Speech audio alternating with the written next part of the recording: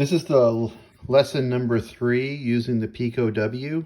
The objective of this lesson is to create a set of LEDs that represent binary and count to from 1 to 15.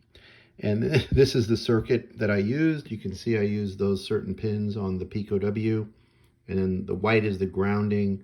The orange and the yellow and the blue and the red are outputs that I configured. I assign them to the different LEDs. I walk through a resistor to make sure I don't burn up or smoke the LEDs. And then I connected those to the ground and I brought that back over there on that pin. Okay, so the code is listed in the comments, but I will just demonstrate that's number 1. That's number 2. That's number 3. Red indicates 4.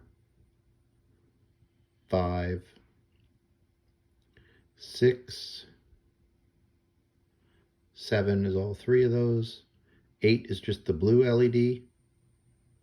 9 is blue and yellow. 10 is blue and green. 11 is blue and green and yellow. And you get the picture.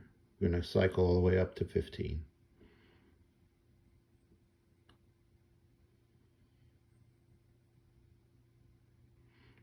And then we shut them all off. So that's project 3.